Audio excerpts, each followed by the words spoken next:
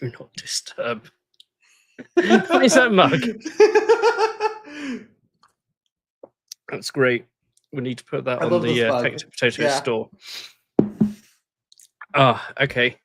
All the hamsters are turning, so it looks like we're live.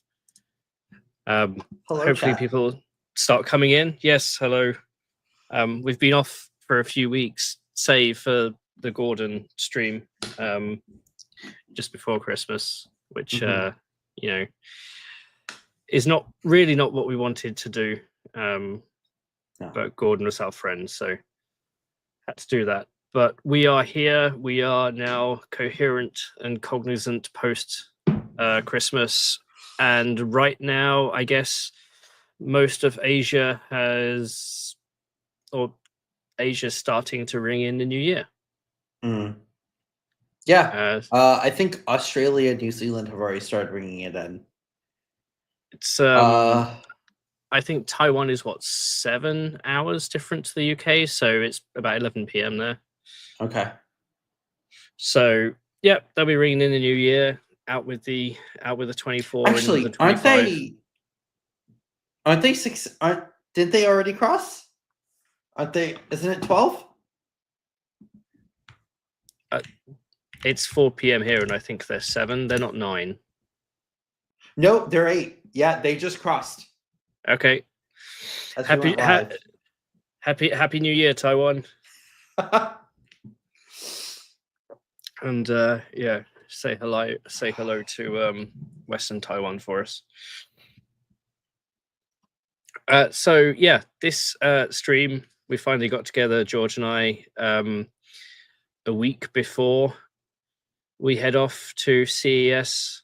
Not even a week. I leave on the 4th, so. Oh yeah, I leave on the 5th and then land, and it pretty much hit the ground running. Oof. After a quick sleep with the 6th. Rough. I know we've got meetings and briefings starting 8 a.m. I think on the 6th. Yeah, the media days start at 8. Yeah, even though the show doesn't technically start until is it the 7th or the 8th? The 7th the show is when the floor opens. Yeah, so everybody each year at CES decides to do their tech days, do their briefings. We've got an AMD keynote as well. We'll get into that a little bit. So speaking of AMD and during CES, there's the El Capitan dedication happening on the 9th, which unfortunately I won't be at. Ian, are you going to be there? So it's on the 9th, which is right in the middle of the show floor open. Yeah. So you'd have to fly to Oakland. Yeah. Take an Uber to Livermore. Yeah. Don't you have to be there at 8 a.m. or no? It's like 10:30. Okay, 10:30. And then you go through the ceremony and whatever, and then you got to get back to Vegas for the last day of CES. Yeah. But you pointed out to me last week that it's you can go in and see it, but it's US citizens only. So I can't go see it. But that's right. I'll just go into a fab instead.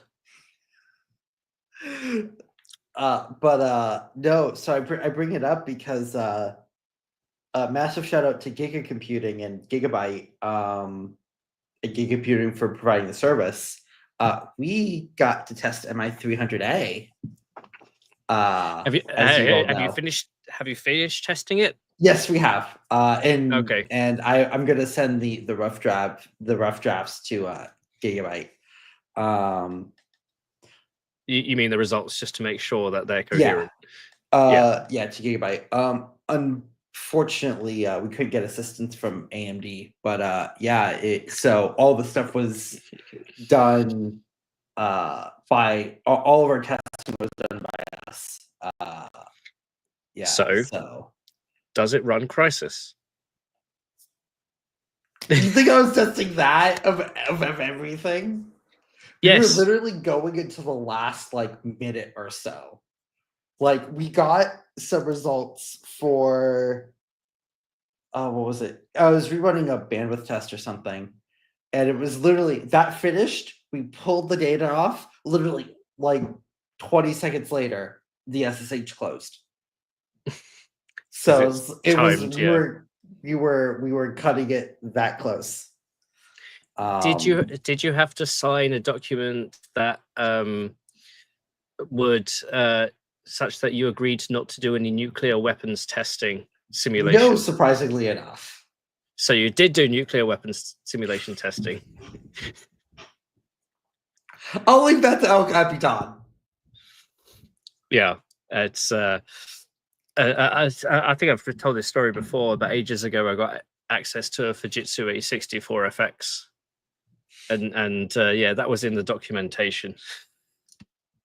So that basically there's a CES ahead of fun stuff, which we'll get to.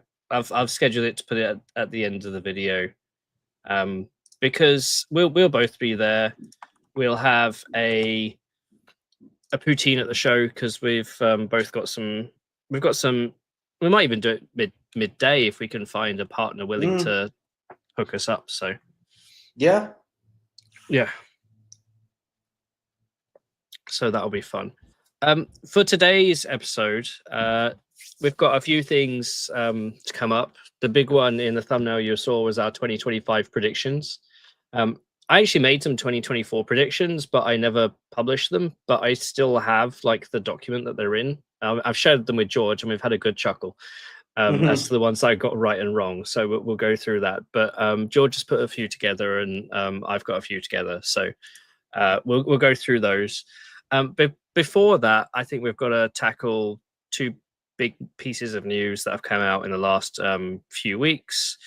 Qualcomm versus ARM, the lawsuit, which has, after how many 2 years, has finally had the jury trial, and we've got some results from that. So I want to go through that. Then, just before Christmas, Google also announced a new quantum supercomputing achievement with their new Willow processor. So I want to go over that as well, because I have some frustrating words to say about it. I did share it over on Twitter, and it garnered enough attention to shake some feathers, at least in the small community of HPC and quantum over there. And if you just happen to be on Twitter today, you've also got me. I did almost a 3,000 word post about how BA is changing their frequent flyer program. Because I should have been working. Instead, I spent 3 hours writing a post about BA. What's BA doing this time? Oh, it's the way you get your tier status is now based on spend rather than me trying to game the system, which I successfully have done for 10 years. But got it. And also got it. Also I got corporate tax bill today, so that was fun. Oof. Sizable. But hey, that just means business is going well. So so let's go straight into the main show. I have let's go straight into Tech Poutine. So hi everyone, welcome to the Tech Poutine. This is episode 13, unlucky for some. This is your chance to engage with us on the latest news of the day and stuff that we find interesting, being engineers and nerds and everything about computer chips and semiconductors that we all love. I am Potato, and joining me... And I am Cheese. And if we had a guest here, there would be the gravy to make the Tech Poutine. Perhaps we'll get a guest on at CES. I was just thinking that. Yeah, that'd be good. I always prefer to do these things in person because it makes it a lot more intimate, and you can interact a lot better, not only with each other but also the audience. But thank you all for tuning in to our little show, which we hope to be also a bit more regular coming 25. There's a lot of interesting stuff coming at 25. It's stupid that we have to designate a time for like a hard reset and new projects go forward and new stuff do this. It should happen any day of the year, but no, we designate January 1st as the time to go to the gym. Or I would have gone to the gym this morning, except British Airways was having a tiff in my inbox. So I did that instead.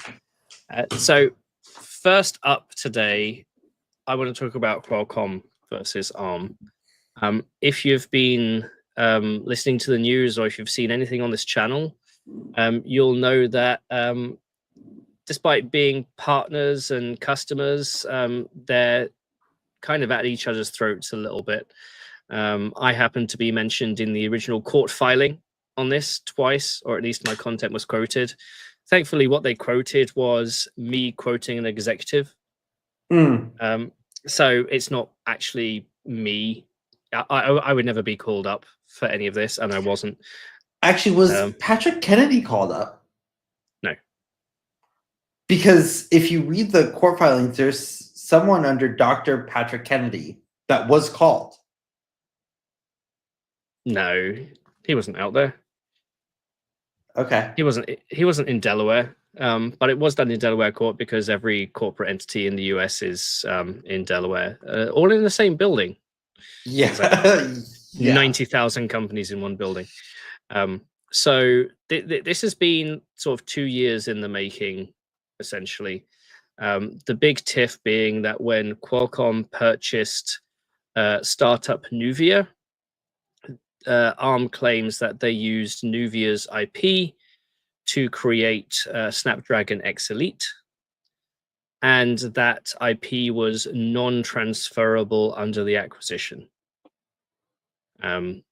Specifically, there were 3 claims that the jury had to go on. This was originally meant to go down in September, but that was delayed until December, literally the week before Christmas. A few of our fellow peers went and actually sat in the audience for the whole 4 days, taking notes. I always wondered what it would be like to be a court reporter, and I can just imagine it being with this something that we're actually interested in because it affects what we do.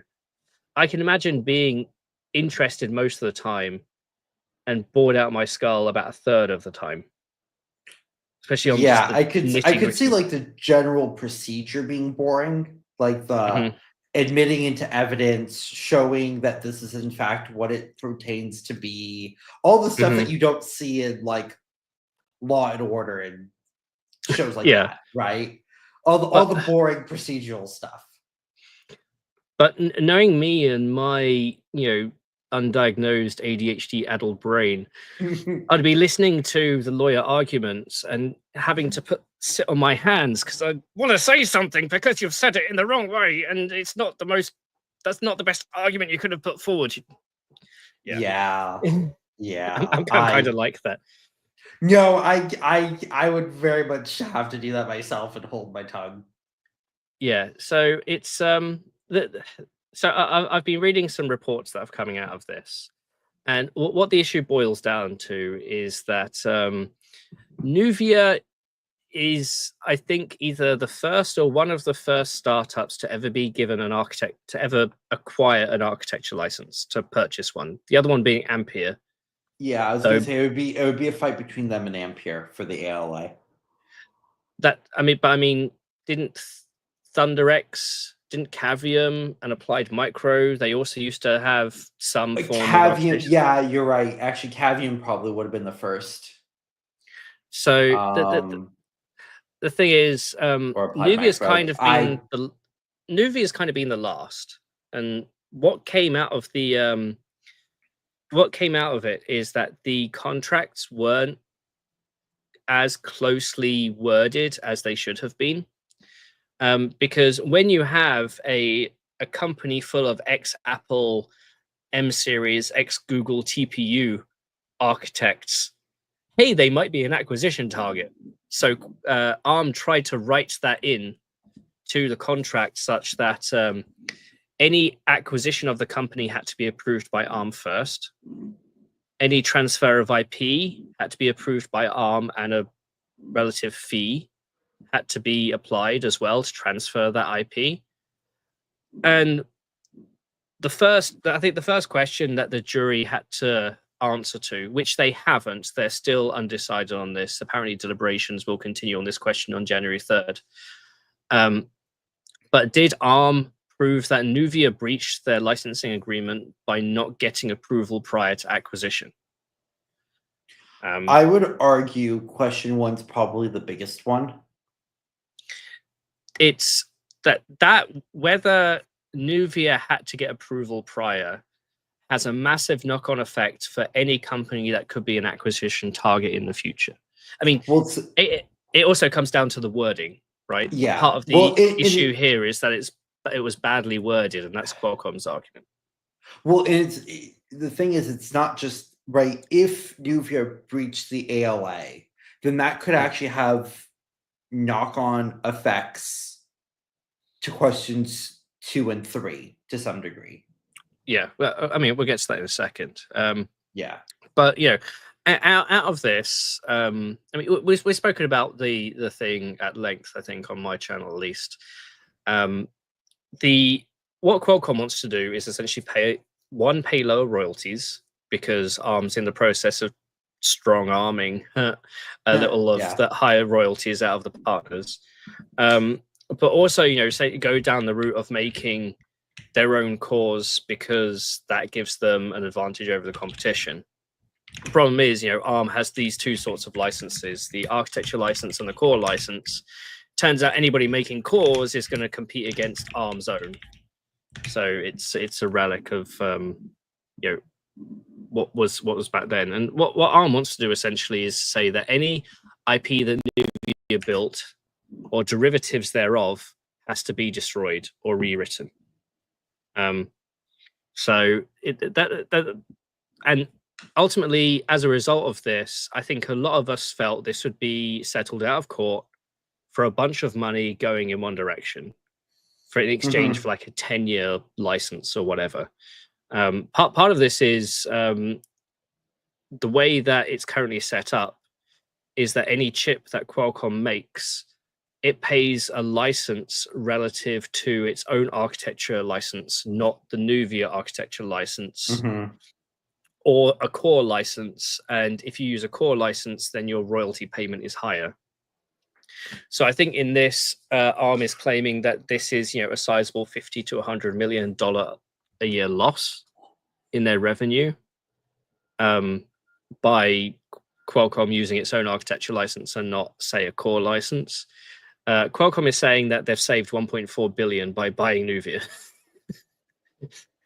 I don't know how they arrived at that figure, but yeah. So and it's interesting. They got Cristiano on the stage. They got Gerard on the stage. I actually have an interview of Gerard from Hot Chips still on the back burner. Qualcomm's asked me to hold off on it until this is settled, because if things don't go their way, then that interview perhaps won't be relevant.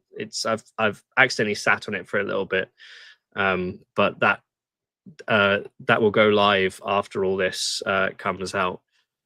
But they had Gerard on the stage, and if you don't know Gerard, he's the chief architect. He was involved in Apple's M series, and it boiled down to this argument, and part of it is, can you build a core orthogonal to its architecture, or orthogonal to its instruction set architecture? So how deeply linked is a microarchitecture compared to the ISA? it's a very good question. I would So of course the decoders, right? So in a core you have to decode your instructions. Those are done, and that's done by the encoders. Well, the decoders are linked one-to-one with the ISA. You cannot, by definition, you cannot disaggregate those. But well, when the ISA defines the opcodes. Yes, and you could also argue it defines the instruction length and the addressing mode as well. So it deals with all of that, and it can go deeper. So like on x86 you have MSRs, which are machine state registers. So something like your CPU ID bit, which reports, hey, I'm an AMD Ryzen 9 9950X. and I have this number of instruction sets, and right, you have all this stuff that is also defined by the ISA, separate from opcodes and sort of your general instruction set. But can you design a core that you could, in theory, swap decoders in? Yes, and AMD theoretically has done this already with Zen1 and what was known as K12. K12 was originally going to be the ARM version of Zen1, but that never came to fruition. That ended up having to be shelved financially. So that was why Jim Keller went to AMD the second time. He actually spent most of his time working on K12.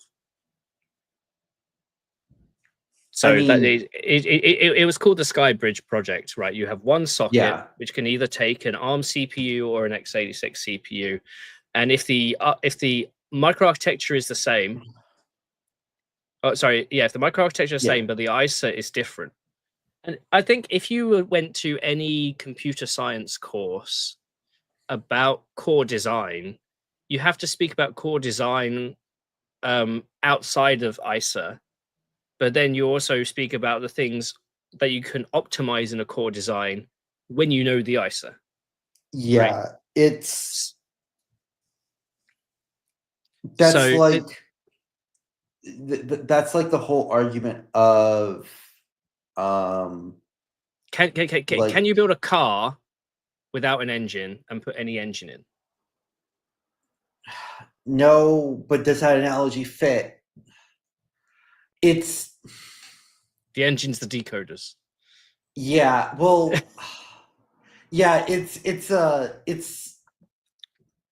you could go either. I mean, I would argue both yes and no. It's such a complicated question. Right, now explain that to a jury with no experience in computing. Yeah. Right.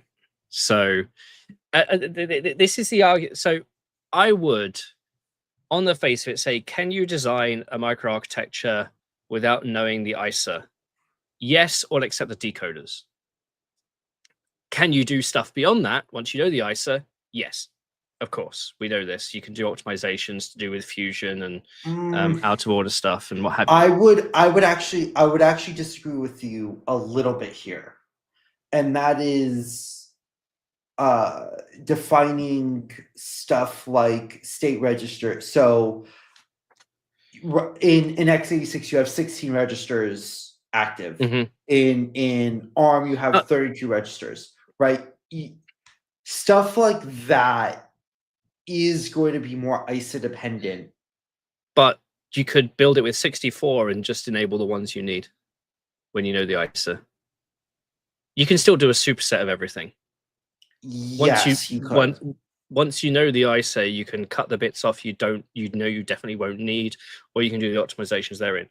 So that's what Gerard basically went onto the stage to argue. He said that essentially they rebuilt their own, they rebuilt the decoders in the design. I mean, they rebuilt a bunch of other stuff as well, but the key part that could be transferable.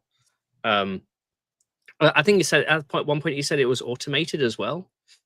But ARM's argument is that no, further down the core design, you're using distinct IP or protected trade secrets to do your optimization. The thing is, you can't forget something when you leave a company, right?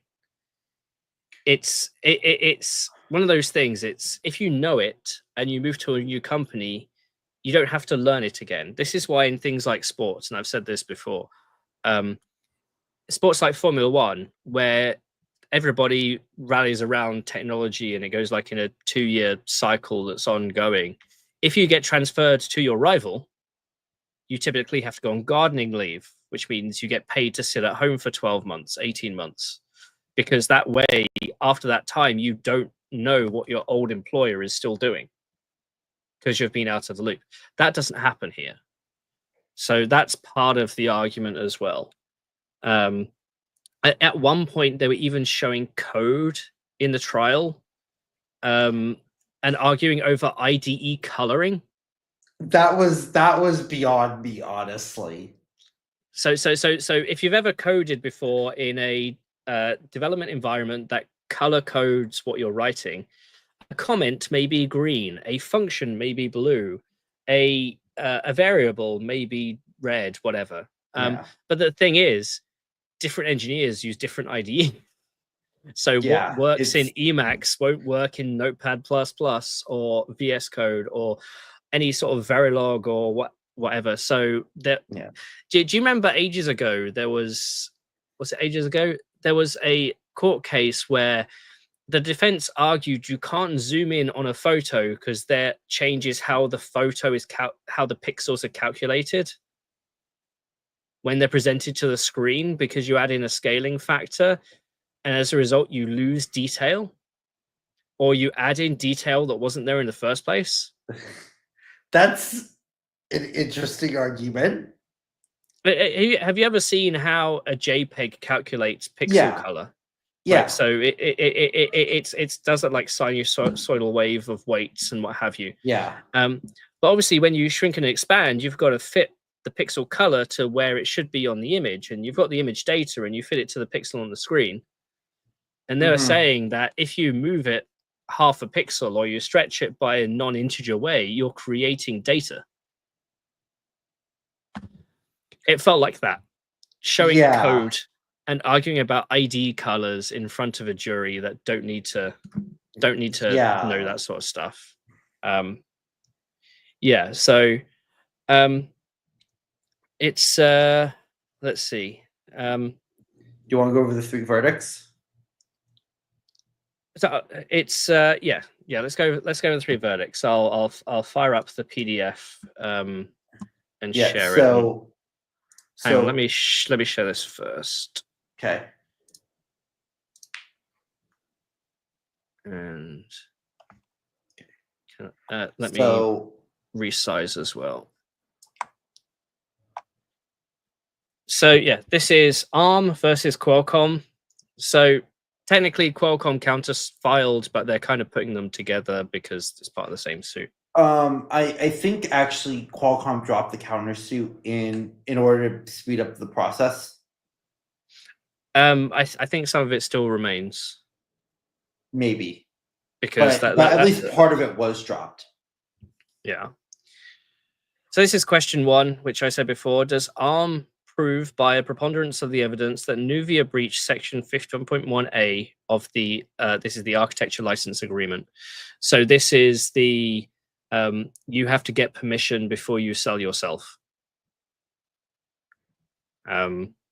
But ARM has to prove by evidence that Nuvia didn't do that.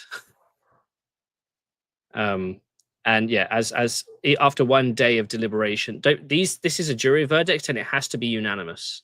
Yeah. And they didn't come to an agreement. So this this will go to January 3rd. Question 2, did ARM prove by preponderance of the evidence that Qualcomm breached the same section of Nuvia's license agreement? And the verdict is no. So that's a win for Qualcomm. Qualcomm didn't breach Nuvia's agreement about getting permission. And I think the argument there is because it wasn't, the way it was worded, it wasn't Qualcomm's requirements to get permission, it was Nuvia's. You know what I mean? Yeah. But the thing is, if Qualcomm does the acquisition and Nuvia no longer exists, then is Qualcomm responsible for the lack of adherence to the previous contract? I'm not a lawyer, so don't quote me, but I think technically as the successor entity, they would be held liable. I think. Yeah. It's if this is a personal bankruptcy case, then you're not allowed. That's a different thing. Yeah, you're not allowed to pass debts on to your family members. Yeah, but when in corporate land, obviously you are, and but as a result, they've said that Qualcomm they didn't breach that. Whether they're responsible for it isn't answered, but yeah, that's answered by question 1 essentially. Yeah. If question 1 is found as yes, then arguably question 2's answer is completely moot. But then it's a case of what damages will be Well, that would then be applied. question 3, right? Did Qualcomm prove by preponderance of the evidence that the Qualcomm CPUs that include designs acquired in the Nuvia acquisition are licensed under the Qualcomm ALA? That was a yes for Qualcomm. However, if Nuvia breached its ALA by not giving ARM the ability to say yes or no to the acquisition, then would that make the acquisition illegal? So the IP that Qualcomm has moot anyway?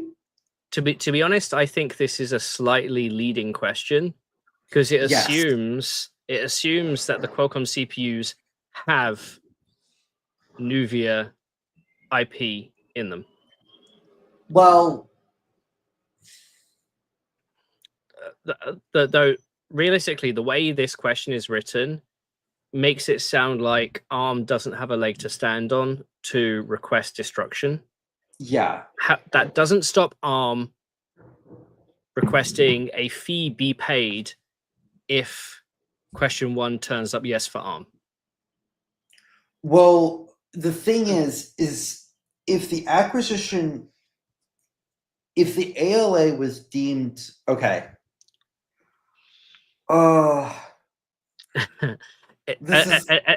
Essentially, right now, I think even if ARM, so don't get me wrong, ARM's already started to file appeals. Oh yeah, to these, but if this is by no means over.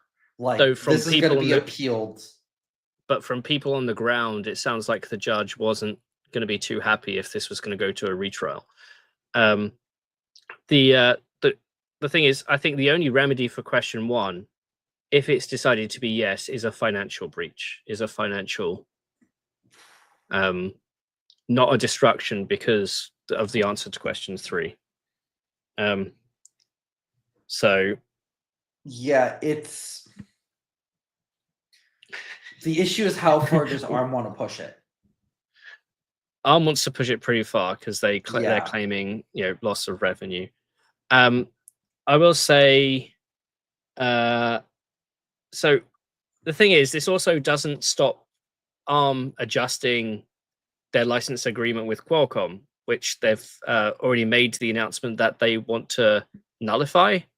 Yeah, they gave him a 6. But the thing is, Qualcomm's contract has the right to be extended for $1 million a year through to 2033. Excuse me. So, but again, is that the ALA or is that the TLA? It's the ALA. Because in theory, ARM could screw Qualcomm over with TLAs. Yes. So like stuff like so like their low, like their products in like modems, I'm pretty sure they use ARM cores like for right. Well, okay, we're not going to renew your TLA to use those cores. You're not going to have to go redesign your modem cores, or re-architect like smartwatch SoC, stuff like that. Stuff beyond just laptop chips and phone chips. Well, overall, we've all said this has got downstream implications for ARM, right? Yeah. How do ARM's partners feel? The fact that ARM is going after one of its biggest licensees. How do startups who use ARM architecture licenses or companies looking to acquire a company with an ARM architecture license, the IP transition in that, does this just mean that ARM's actually going to tighten up its contract in future? Or does this mean ARM's going to be, to be honest, every company should be tightening up its contracts to make sure everything's well defined.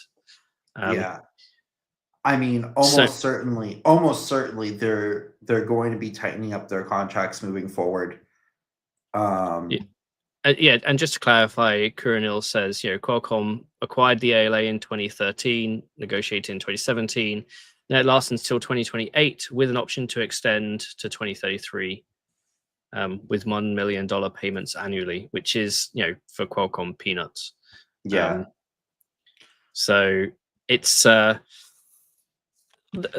big question is, how much of this is driving away potential ARM customers, especially on the low end, and how much is it driving adoption of other ISAs such as RISC-V? We know every company that is a big ARM licensee has a big RISC-V design team in-house, whether it's Qualcomm, whether it's Nvidia, whether it's, I mean, I've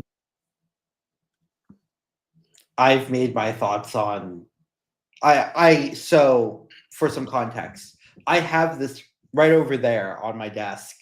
I have the Zen5 Premier P550 dev board. Yeah, I have that on my desk sitting right there. We've been testing it. And mine arrived a couple of days ago. Thanks, Martin. Sort of. I need to talk to Zen5 about P550 and trying to get more detail from them about it. But it's not there yet. The thing is, I mean, we just had RISC-V profiles be ratified last year. That defines baselines for a few things. It's called RVA23, RVB23. That's part of the way there. But even if you had an all singing, all dancing, high performance RISC-V design, if you want it to be widely available and programmable, you need an immense software stack to support it. And that's why RISC-V is mostly focused on embedded or very specific use cases rather than big, HPC high performance clusters. So hopefully we'll start to see some high performance RISC-V cores next year. Hopefully. Which we're doing the predictions. Yeah. I mean, there's some questions here. Davina asks, if ARM wins, does that mean Snapdragon X is dead next year? It's unless somehow ARM manages to get the IP destroyed, unlikely. Yeah, and the thing is, anything, even if that happened, anything that Qualcomm designed, ARM will go and claim, oh, you're still using the IP from that agreement. You have to destroy it. It doesn't make competitive sense. Yeah. So, and if you've got Snapdragon X devices, nobody's going to come and knock on your door and take them from you. That's not how that works. No, it would be any products that exist in terms of on like warehouses and stuff like that would maybe have to be destroyed. Yeah, it would just stop going on sale. Anything personally owned, they can't destroy. Like that's not. Yeah. And that also doesn't mean open source. Yeah. So somehow some of these development kits suddenly become all open sourced the day before they have to be destroyed. Yeah, that's not no. Yeah. Do you want to move on to Google Willow? Yes, and I will bring this up. So Google Willow is a quantum computer that reduces error as you add qubits. Let's share this tab.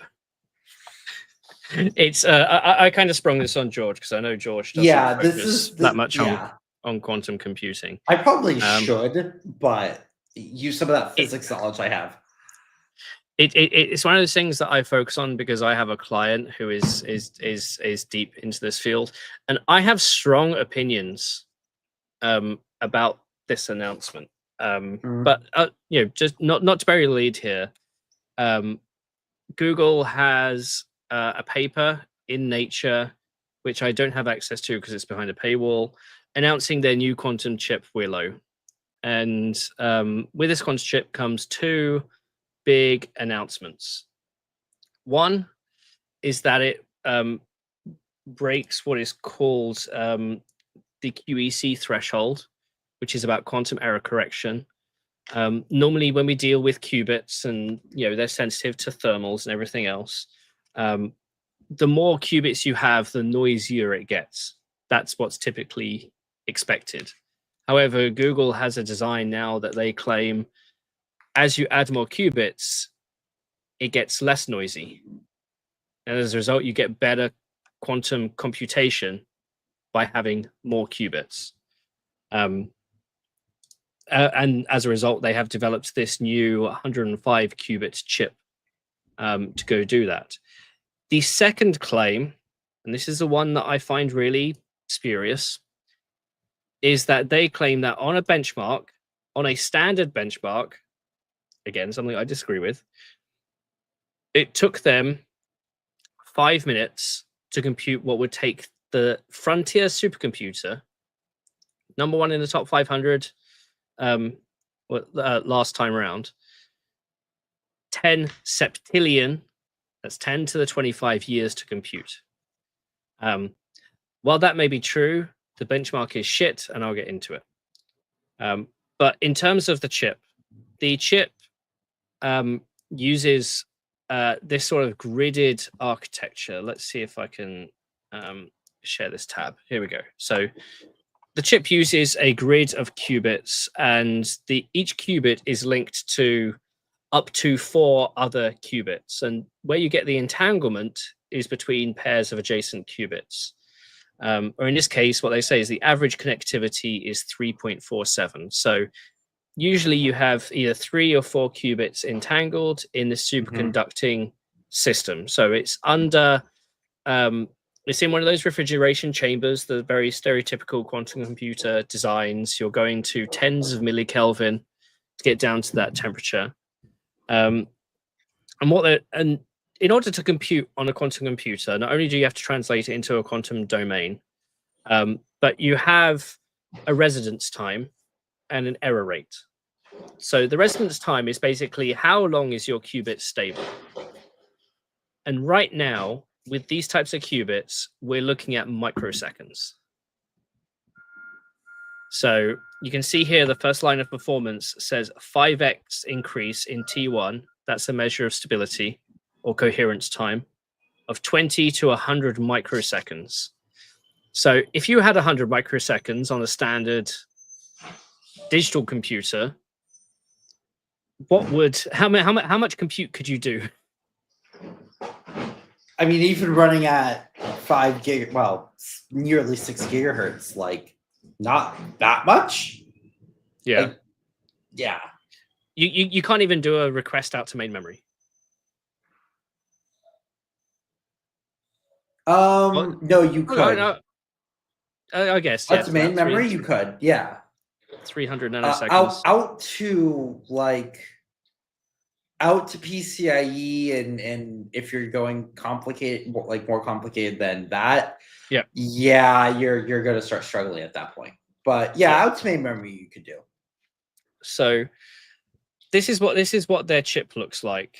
And what they've said is that they're taking this chip, and you can see like a 5x5 colored here in orange, and then a 7x7 here in blue, if you take the orange included in it. And they've said going from a 3x3 to a 5x5 to a 7x7, they've managed to decrease the error rate by half. And error rate in this case just means, how well you can accept the results you compute. Typically in a quantum computer, you'll run the same program 10,000 times because your signal to noise for your answer comes through. Because if you run it and you've got a 10% chance of error, you run it 10,000 times, you'll have that peak where you know the right answer is. And a lot of work on quantum computers is trying to get that. So it's called a shot. You do 10,000 shots, is to reduce the amount of shots for your quantum circuit. And I do apologize if you guys hear the garbage truck outside. My window's open. It's quite loud. I do apologize. And it's let me share this link in the chat over on YouTube, just because this is a page that goes into some detail where we can see error correcting qubits and how they're arranged. A day in the life of a logical qubit. This is also a thing. Physical qubits and logical qubits are different. So if you can have 100 qubits physically, but they may only interact because of lifetime and residency and error rates, like 3 qubits. So if you know that in order to simulate something, you need 40 qubits, you don't need 40 physical, you need 40 logical. I think current classical supercomputers, they can simulate, I think, 44 qubits, 44 logical qubits. And in order to do that, half of the cloud resources in India were required. Something like 500,000 systems. It's something I think AWS did a couple of years ago. And yeah, this page goes into some of the ways in which they calculate error versus the correction cycle. Actually, it goes into a bit more depth than I'm comfortable with. But what you just said, okay, so AWS conducted that a few years ago. Well, what about now? Like, actually, here's a good question that I don't know if the chat would necessarily know. Are GPUs good at simulating qubits? The problem isn't compute; it's memory. Okay. For every qubit you add onto that, you double your memory requirement. Okay. So if you hit 100 petabytes, you need another 100 petabytes. Yeah. That's why in your home system you can comfortably do about 20 to 25. But you need massive scaling past that is okay. Yeah. Got it. Yeah. And Google has a roadmap, but essentially they want to go from this Sycamore, they say, can do 50 cycles of compute. Willow, the new chip, can do 1,000 cycles of compute. And as they scale up this system into a mega cycle and a teracycle, the thing is, IBM, if people know, IBM is one of my clients. I actually know their roadmap quite well because of that. The task this decade, both it looks like from Google and from people like IBM and from people like Quantinuum, isn't just let's scale qubits. It's how many cycles of compute can we actually do? So there's no point having 1 million qubits if your coherence time is 10 microseconds.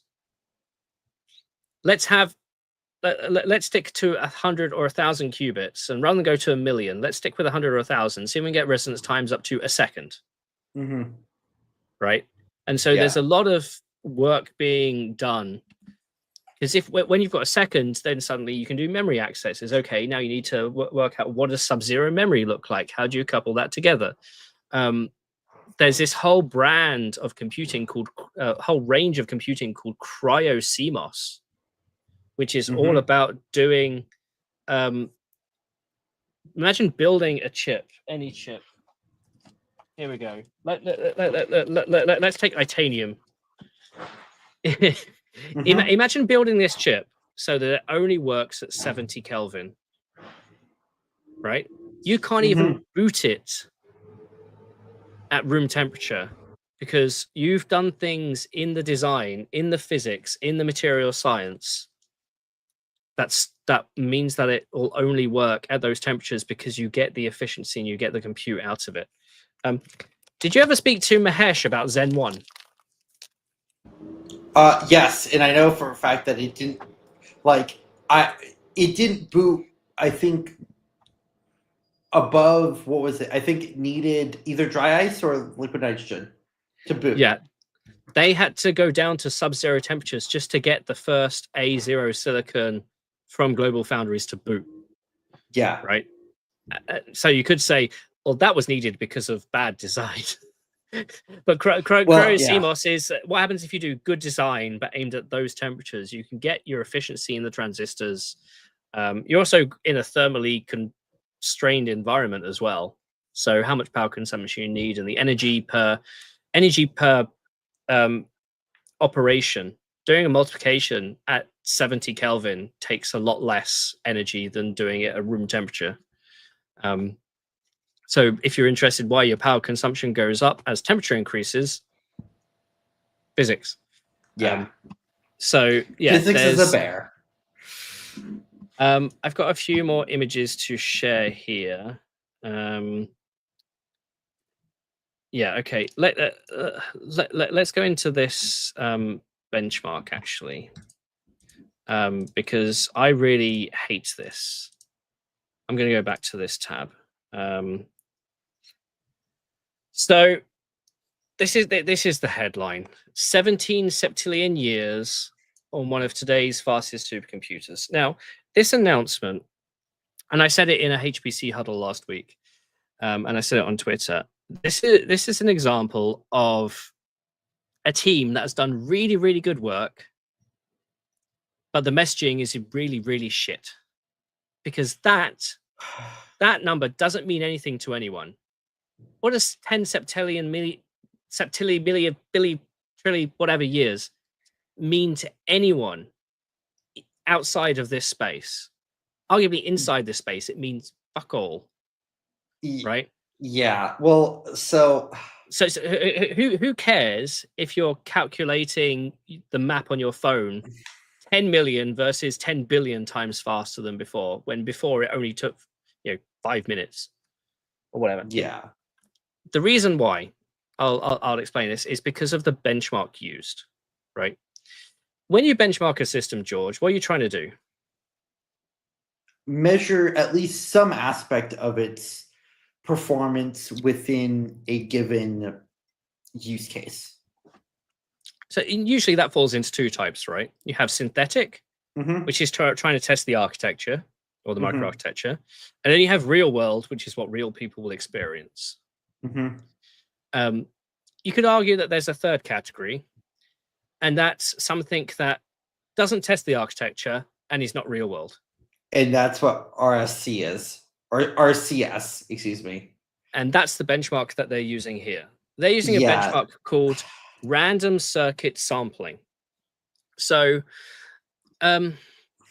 imagine you had a random number generator or a random design generator, and you wanted to test whether that design was valid. You ever played like pipe games where you have to make the pipes go from one side of the grid to the other, and it's almost like Tetris? You get random pipes. No, but I have played Polybridge before, which is sort of the same idea. Get the cars across validly, right? Yeah. So imagine you used a random number generator to generate a random bridge, and your goal was to say, is that a valid bridge? Right? Yeah. That's essentially what this benchmark does. But design, make a completely random quantum circuit, and it turns out a quantum computer is really good at simulating a quantum circuit. Gee, who would have thought? Yeah, imagine randomly getting fuels from a warehouse and saying which one works in the car. Turns out the car is better than the taste tester. Right? Yeah, it's so they're saying that this is the easiest thing a quantum computer can do, and therefore you have to be faster than traditional computing to do it, and it is. Yeah. But if we look at the graph, it's been that way for years already. Okay, can you do 1 second of RCS on a quantum versus a traditional computer? Right? That was ages ago. This benchmark, it's irrelevant now. It's almost like calculating 1 million digits of pi. on a computer today. Yeah. It's taken 1,200 nanoseconds. Or if you have a pie machine, which is my nickname at the buffet. Yeah, so but the annoying thing is, right? So we get it. The chip's good, and okay, it does good in this benchmark. But do they have the picture here? Yeah. Okay. So this one. I was actually looking for that, and I found it, but I found it on this slide. So I knew it was in here. Yeah, and can I zoom in properly and show it No, off? of course not. Kind of. Yeah. Okay, so the point here is that on the y-axis we have how well it performs against classical computing, and on the x-axis we have relevance. So this is really, really good, but no one in their right mind would ever do it. Yeah. And the thing is, what? So again, going back to IBM, what IBM showed off in Nature, I think last year at this point, was this dot here, icing, which is all about simulating magnetism. Okay. So could be relevant. It's to do with how a one-dimensional magnetic field adjusts in the presence of another magnetic field. It's stuff that it's something that maps quite well to a quantum computer, but in reality, a one-dimensional model doesn't really say much. So it's not all the way over, towards usefulness, such as quantum chemistry or quantum machine learning. But it's also, it maps nicely enough that it isn't one of these things that's completely irrelevant. And so the point is, when you get to 10 to the 25, why even bother talking about it in terms of a standard benchmark, right? Mine does 10 to the 25. Well, mine does 10 to the 24. Well, mine does 6 times 10 to the 23. Don't you mean 6.22 times 10 to the 23rd? Yeah. 6.022. 123. Yeah, Avogadro's number. But yeah, it's so this announcement is an exercise in a really good thing, but it's picked up by the media because of a stupidly big number that has no relevance to what it actually is doing. And that pisses me off. It's bad marketing, bad promotion. Focus on the shit that actually matters. The fact that you've done this scaled up coherence time. Yeah, focus on the error rate going down while you scale up. Like, that's so cool. Yeah. But no, it's on the subtility number because that's just how media works. Because bigger number better, damn it. Yeah, but but if one bar's 5 minutes and one is 10 to the 25 years. Yeah. Well, yeah. That's worse than starting a graph at anything other than 0. Okay, do I have more rant on this? I think. Yeah. Okay. I think you've. This one. This is a slide. This is a combination of a couple of their other graphs. Yeah, this is basically the previous graph that you showed. This is the exact same graph. But you need to outperform classical computers on RCS before you can outperform them on useful applications. Yes, you need to calculate 1 million digits of pi before you calculate 10 million. Good. Yeah. Thank you. Thank you. You need to learn about 2-dimensional objects before you learn about 3-dimensional objects. You need to walk before you can run. You need to be able to run before you can fly. Oh, wait. Seriously, if anybody from Google AI if anybody from Google Quantum is watching, please reach out. Let's market this properly. Let's find the right message that goes together. This is what I do as a day job. Let's find the right message. Let's not talk crap to people who don't understand. Let's educate them in a way that matters. Education, especially with regards to quantum computing, because it's so complicated. Yeah. Like, even I don't understand it. I have a degree in physics, and I don't even pretend.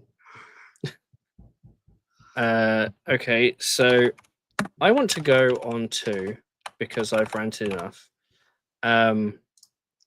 Predictions? Let's go into predictions. Yes.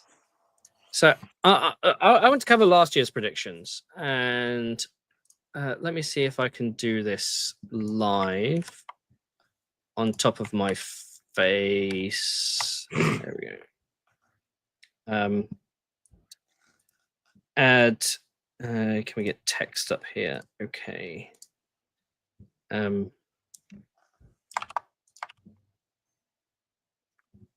we have not quite.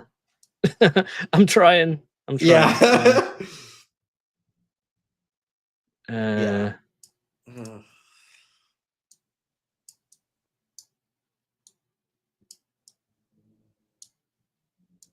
I think you always need to yeah, okay. No, I want to be able to put a border around it, but I can't see the OBS border. Sorry, outline. No, I've got it. Okay, I was gonna say, if it works, you could just put it on. Like, I basically have a green screen right here that you could just put text. If you above my head, because it's basically just a green screen. No, that's unfair. Okay, this one. Now I'm moving myself. I'll just. When you're trying to do new technology things for the first time, it's always interesting. No, it's I've got. Okay, so my first prediction, I didn't. So back in 23, or no, sorry, December 22, I did a bunch of predictions during 2022, and then the idea. And I did a bunch of predictions in 23, but then 24, I was too tired to do it. But I still had a few, and I want to go over them. And the first one, I think we can successfully say I got right. Yeah. We will see Zen5 plus V-cache at retail. So yeah, one of these. Mm-hmm. Oh, and of course, yours is still in your box. Yeah. It's all right. I need to sort some stuff out. Okay, so that's that one. Let's go to number 2. We'll get an NPU on an M.2 or PCIe add-in card like the old Phys-X. Now, the reason I made this prediction is because a couple of years ago, I went to Intel's Tech Tour Israel, and they were showing off the first Meteor Lake samples coming off the line. And at the time, they showed me a mini PC that had a non-Meteor Lake chip in, but had an NPU. And I said, "What?" And I went, "Oh yeah, it's on an M.2 card." I'm like, why aren't you selling that? And like, we have for like a year now. You know, because it's from the old Movidius acquisition, right? So it's one of their IP companies. And I said, well, why aren't you selling that at retail to us? And it's like, oh, embedded product. And then no, this isn't the NNPI or NNPT. That's from the Nirvana acquisition. No, this is the Movidius. This was the Movidius. Oh, I forgot the product name, but essentially MediaTek.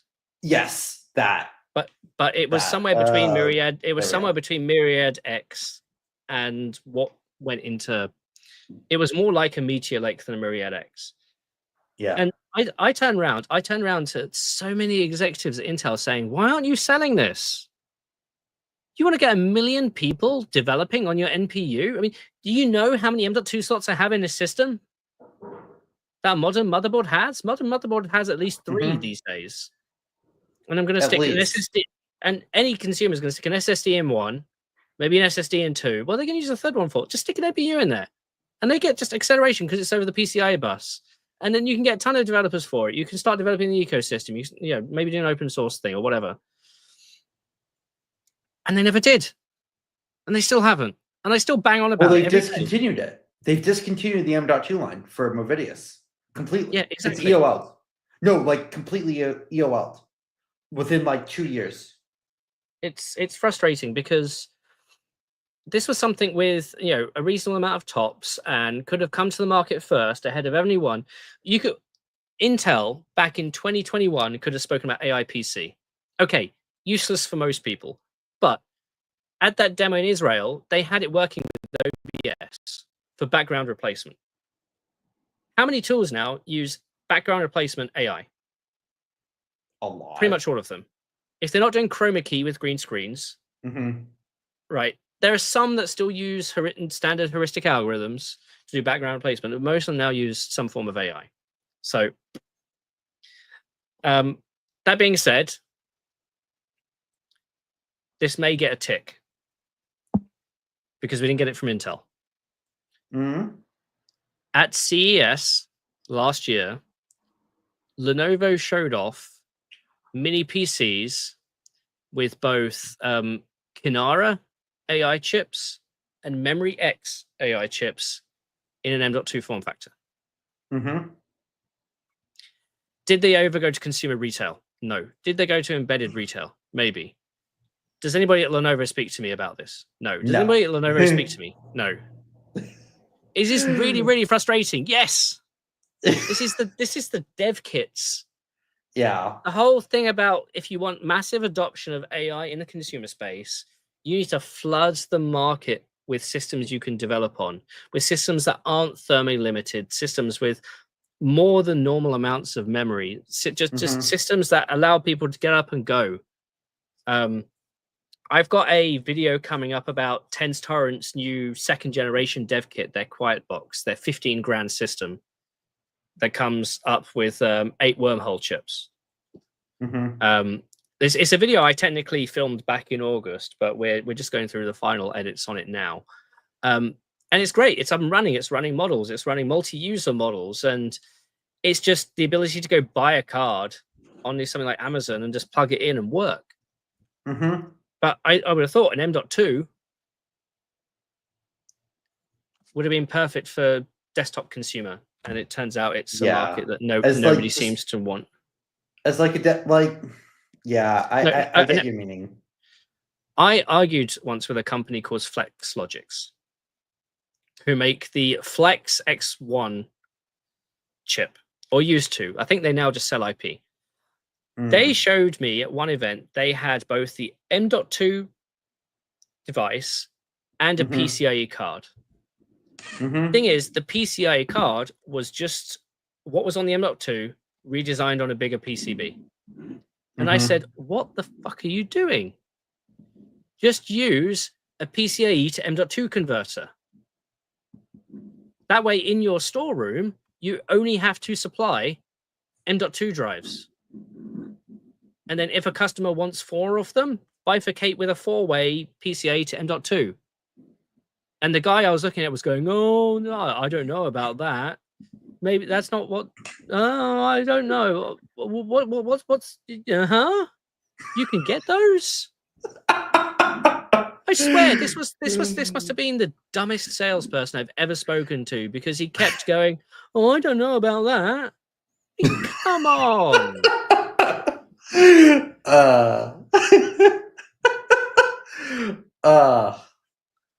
There's one thing he could have justified, and he could have said, the one in the PCIe card version has a higher TDP, has better power stages, it's slightly more efficient, you just pay for its space. Did he say that? No, fuck. I do apologize on swearing a little bit on this episode. Oh, come on. If there's one way to make me disinterested in what your company is doing, it's to put a moron on the show floor who can't understand, So that when that reminds me a certain company that's sort of become a meme in at least the CNC community. Yeah, it reminds me of a deeply unserious company. Very deeply unserious. And the thing is, I bet you if I'd spoken to the founder or something, Oh yeah, maybe well, yeah, like, maybe it would have changed. It's yeah. but part of the problem is sometimes engineers don't think about sales. Funny enough, Yeah. if you want an interesting insight into how a salesperson brain works, whether you love him or hate him, go watch Linus's interview that he recently did on was it the Sam and Gahir channel? It's like 2 hours 15 long. And yeah, he knows enough about technology to get by, but he also recognizes that a business doesn't work without salesmanship or showmanship. And he talks about why how even with great ideas, without a sales team driven, without the passion behind it, you're not going to get anywhere. You'd have the best idea in the world, but without the right message, it's going to fall flat on his face. So, okay, next rant. This one is a big Yeah, L. this just didn't happen. Nvidia 5000 series will sell out, but also be criticized for pricing. I'm going to continue that over to 2025. Yeah, that's probably going to be a safe bet. I have a prediction in there that basically this one will. Yeah, that's going to be a continuation of this. And then your next one after that is, well, yeah, equally, you're going to take the big L on this one too. Yeah, this was hopeful. We'll get a 32 gig consumer GPU in market. I kind of felt that maybe Intel would do big GPU and we'd get something, or commodity pricing and memory would come down. But the massive demand for AI has meant everything's gone up. Yeah. But I think if we get an Nvidia 5090 with 32 gigs of memory, that would be nice. Excuse me. Yeah, you also cut a crow on this one a little bit too. Reviews of Qualcomm Oryon will be incredibly competitive and positive. This was a mix. Yeah. To be honest, it comes down to the fact that the launch was I don't want to say badly mismanaged. It was just incredibly unoptimized. People didn't know where the systems were coming. They didn't know what systems were coming. They weren't told how to test. The test results that were given weren't consistent. Some people had really good experiences with the same system that other people had bad experiences on. Normally we'll get a sample. Where's the the high five thing? I can bet you that Sci5 have opened this and checked to make sure it works. And make sure it's running, make sure it runs at high performance. Same thing with a motherboard, same thing with memory. With launch systems, most stuff is checked because it's the tier 0 seeding, right? It goes out. Except if you're Intel and you're doing Arrow Lake, then you don't seed anything but CPUs, and then you get boards that, yeah. Well, yeah, it's the thing is with notebooks, it's a common thing just to make sure A, does it turn on, B, does it charge, B, does it play a bunch of games. The amount of times I've had systems arrive and I'll get a sheet inside saying your system has been tested by Jim in Taiwan HQ. So Jim's obviously not his real name. It scores this in 3D Mark. It scores this in Geekbench. It scores this in this. It's, right. So basically, this is saying we've done some QA on this to make sure you don't get the 5% of systems that may die straight out of the. But also on top of that, Microsoft tried delaying all the shipments of systems because of recall. That was a mess. Yeah. So as a result, the launch was incredibly unoptimized. And there's also some software issues initially. Certain VPNs weren't working, but now we've actually got confirmation that the ones that weren't should be by in Q1. Google Drive is getting an ARM native version finally after 6 years of Google saying they weren't going to do it. So yeah, it's I think the reviews were good for Qualcomm, and to be honest, in certain aspects, it is incredibly competitive, but it's not a blanket win because gaming, because compatibility. We know this. Qualcomm knows this. So I want to take a half on that. Number 6. Intel will show an 18A chip at an event, not just a test wafer.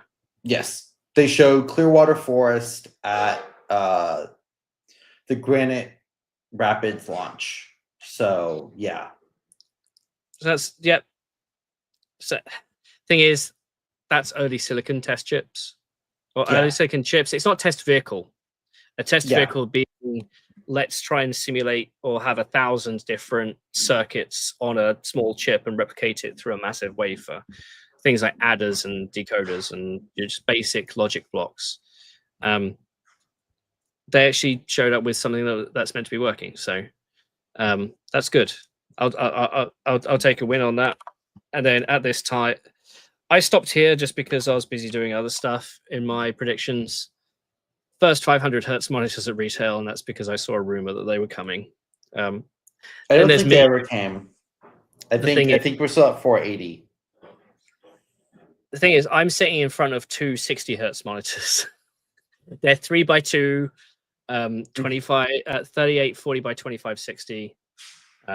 So, I mean, I bet you this monitor to my right might be older than some of the watchers, some of the viewers. Yeah, because this monitor on my right is 16 years old at this point. Something like that. So I got like 2.5, 3 out of 7, which ain't too bad. So George has provided me with some predictions that I haven't really I haven't looked at, but I'll bring these up. So walk us through your predictions. Yeah, so my first prediction is we're going to see apparently there is an Asus 540 hertz monitor. So you might actually get that one. Hey! When I did think that there was, but apparently there is. Thanks, Captain K. And apparently Old Poi as well was my it looks like I'm going to have to make a trip to the Asus booth at CES.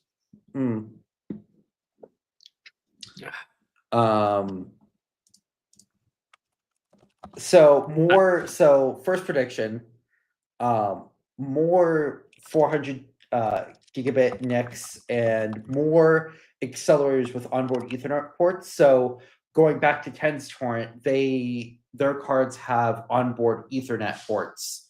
Right? I think we're going to see more accelerators with onboard Ethernet. If for nothing else than just scale out, right?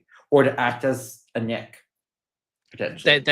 There has been speak about 112 gig SerDes becoming more prolific on things like TSMC N3 and N4 and N5. But also apparently MediaTek might have some 224 gig SerDes IP as well. And the thing is, MediaTek has a custom ASIC division, in the same way that Broadcom, Marvell, AMD do. So they've been showing off some high-speed IP at conferences recently. So that might be interesting to see if we see that applied anywhere. No, you're not going to get 224 gig SerDes in your smartphone or your TV. Can you imagine? 1.6. we put so much SerDes IP into your TV chip. You can now do 1.6 terabit per second optical into your TV. For when you need 36-bit 16K. When you need all the bandwidth. Raw. So that was my first prediction. My second prediction.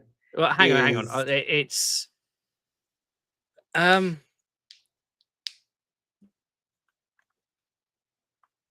think we have to quantify this because more How many more? Because one more could just be more.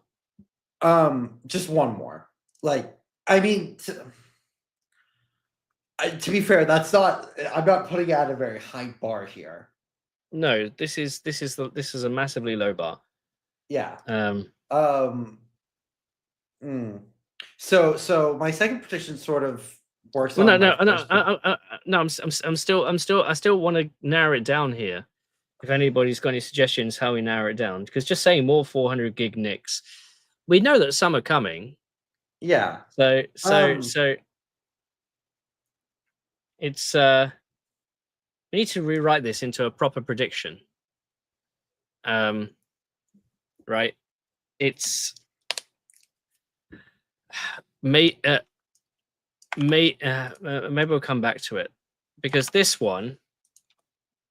This one's terrible. Like, worded terribly. The thing is, as I just put this in, Ultra Ethernet will become more and more prevalent beyond just the Pensando NICs. I think this is more explicit. You have to say there will be a second player. Yeah. In Ultra Ethernet. Well, it depends on. And this is NIC, not switch. Yeah. Well, no, I'm talking about like sort of Ultra Ethernet as an ecosystem. Yes. So we need a 1.0 in there. Yeah, but yeah, as Kryptonite says, we need to do it with specific numbers.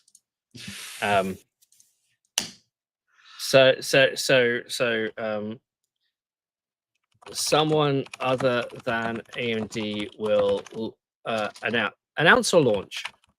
I'm gonna say announce at the very least. Someone other than AMD will announce Ultra. UAE. And if I had to take a bet, and if I had to take a bet, it's probably going to be Cornelis. You think? Yeah. We'll see about that. Okay, so that's technically number 2. So yeah, 3. And so the first sort of information out of the x86 committee that was formed. Now, I know you want to speak about x86S and how that's not actually supposedly dead, but how what's happened is the x86S spec has been given over to the x86 committee for review. Yes. And yeah, that's going through that review process, even though supposedly that wasn't going to happen.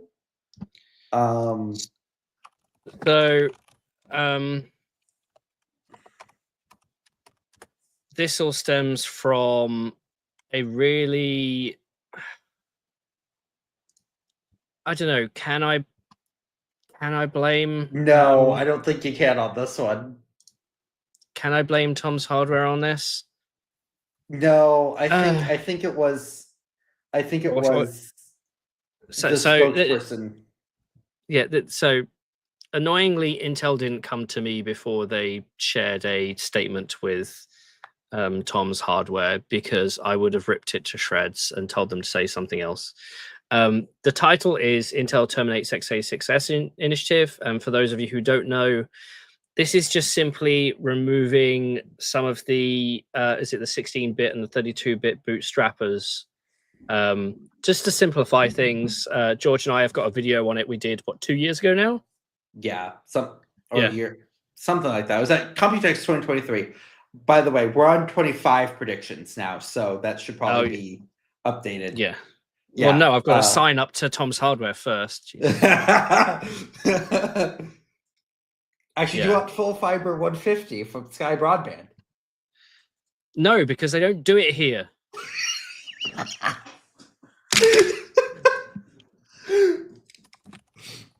So, hang on, that's okay. 2025 predictions. But the thing is, this is a little bit misunderstanding by Paul. Unilateral requests to debloat x86 instruction set comes to an end. It's not a debloat of the instruction set. It's just a change. Anyway. Intel has confirmed Tom's Hardware is no longer working on the x86S specification. This decision comes after Intel announced the formation of the advisory group. This initiative reinforces our dedication for the x86. Our focus remains on driving innovation and collaboration. While we have pivoted away from the x86 initiative, again, this is so annoyingly worded because it's not true, right? Okay, they may not have a specific team working on it because it's now it's meant to be part of the advisory group. God damn it. Because you can definitely tell that later down the line, the advisory group are going to start talking about this because they have to. Because they have to debloat or just optimize or simplify. Maybe more simplification. And it will be interesting to see what differences between the ecosystem advisory group spec is and the original x86 spec is. But also, when Intel promoted it, we did ask at the time, what if AMD doesn't want to do that? Can AMD still do its own thing, or is this going to cause bifurcation? The fact that it's now it should be part of the advisory group speaking about it. It's Intel invented USB. Hey Papa, thanks for USB or whatever Pat's granddaughter said or whatever, right? They stopped working on it, but the industry still works on it. Yeah. Jesus Christ. Another, I guess, sort of something else I hope Intel sends to the advisory committee is the APX instruction set. I hope that goes to the x86 committee. Yeah. But we'll leave that for another time.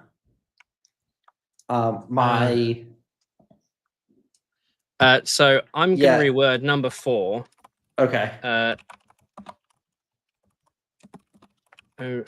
Only GPU at the high end. Yeah. I don't really think that this is much of a prediction, honestly. Yeah. I mean, for client... it's talking about badly worded comments when Jack from AMD spoke about, we want to focus on the mainstream range. And then again, Tom's Hardware ran a story saying AMD drops high end. It's annoying that some of these statements come through when they could have been more optimized in how they were worded. There was a number of discussions between me and AMD about how that happened. Because normally when you interview an executive, you've got the executive and you've got the PR person. And the PR person's there just to make sure the executive doesn't say anything scandalous.